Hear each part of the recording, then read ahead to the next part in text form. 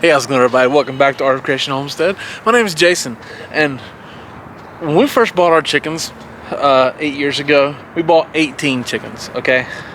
18 chickens to put in this coop right here. So it's a 10 by 10 storage shed that we converted to a chicken coop and a 10 by 10 run, essentially. So it's a full 20 foot this way, 10 foot this way. And we had determined that that was all the space we had to dedicate to chickens. And so we just, okay, we're gonna put 18 in there. It was 16 hens and 2 roosters. The roosters are gone. I went over this before. We realized we just simply didn't need them. We didn't need them, and seriously, they were just a problem. So they were just in the way and taking the joy out of it. But so it left us with 16 hens. Some of them were gonna die. So the number starts dwindling. And eventually in the first 2 years, so 2 years later, we planned on buying a few more because we wanted to stagger our chickens. But we just became addicted to it. At that point in time, we realized the chicken math is real, y'all. It's absolutely real. If you buy chickens and you love the chickens and you become addicted to them, honestly, you can never have enough chickens.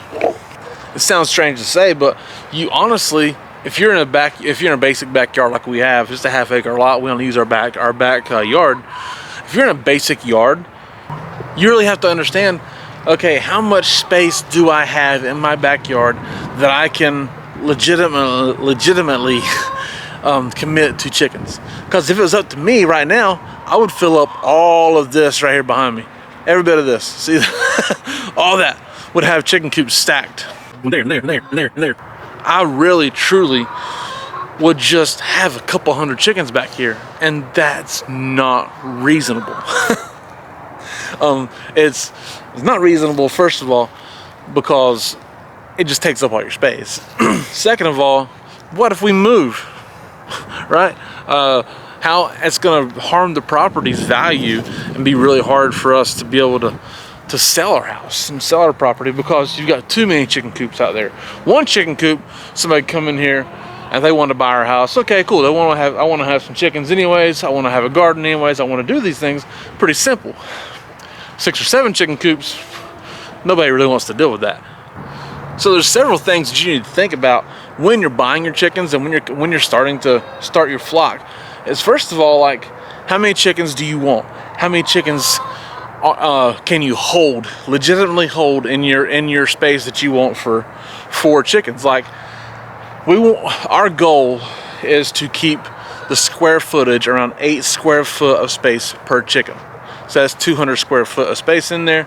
So we could legitimately have 25 chickens because it's 100 square foot, 200.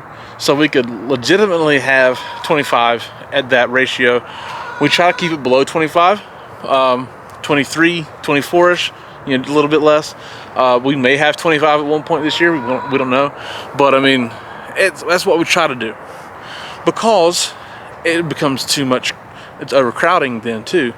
And you want to keep your chickens healthy, happy, and all these things. So understand how much space you want to commit to your chickens is one of the biggest things you need to understand when you start buying your chickens. But also, when you understand how much space you want to commit, don't buy all your chickens at once. Like, we didn't need to buy 25 chickens at one time because then 25 chickens all stop laying at one time or close to the same time, right?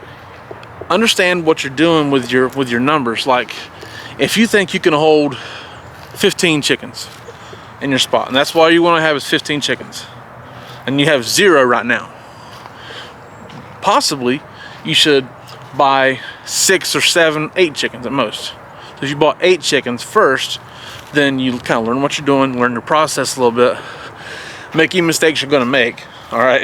Because you're going to make mistakes, we all do.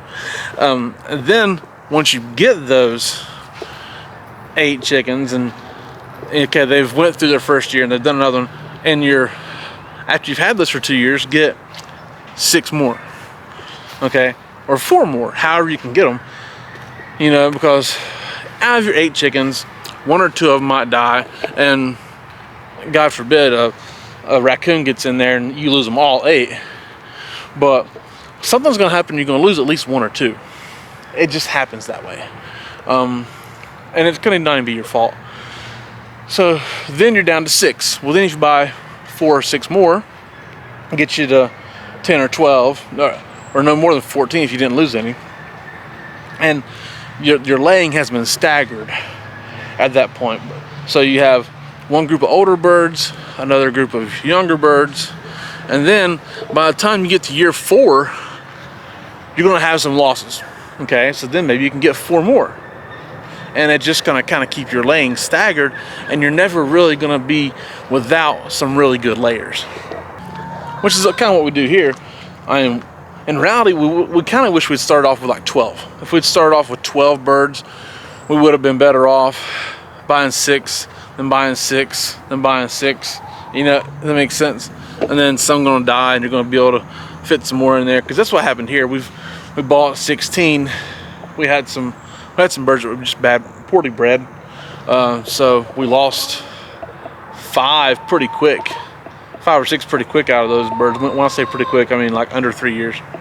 So we lost 5 pretty quick in under 3 years there. And we were already buying six more. I think we actually bought 8. 2 of those died for post office reasons. But so we had 6 more. Okay, then you incur some more losses. So we were still kind of around 18-ish, you know, and then incurred some losses. Then at year 4, we bought 6 more, right? And so it's just been a good rotation. That's one of the things you really need to pay attention to when you start your chicken flock, because chicken math is real. Chickens are addictive, and you're gonna want more. But you also need to keep yourself under control. Understand what you can and can't do. Understand what limitations you may have, and time limitations too. Don't just go out here and do all this other stuff and then get out of control with it. I encourage you to get as many chickens as you want. Okay, as many chickens as you can handle, do it. Everybody needs to have a bunch of chickens. I love them. I would never discourage that. But be reasonable as well, and don't get in over your head with it either. But also do think, if you think, look, I only want 6 or 8 birds, that's all I'm ever gonna want. Give yourself some grace. Understand that if you get them and you love them, you're gonna want at least twice that amount. Okay, you're gonna want to have, you know, 15 to 20 possibly. So when you start, understand that you may want to expand out. You may want to grow. Most people want to grow their flock and not reduce it and not keep it the same. So maybe if you're looking at getting into backyard chickens and you think I only want to commit a 10 by 10 spot and get 6, maybe you should give yourself some grace and think, well, could I commit a 20 by 10 spot like we've done? Could I commit a 20 by 20 spot?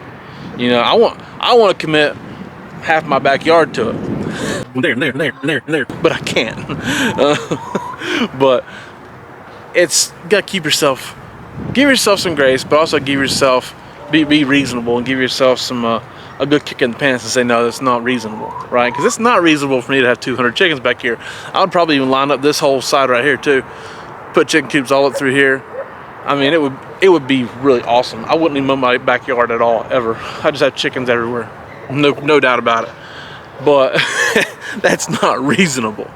Also, perhaps you want to buy some breeds that they're good layers longer into their life. You know, do some research on what hens will lay better later into their life. Like, we have some hens that just aren't great layers. We got them because we thought they were cool, and there's no issue with that.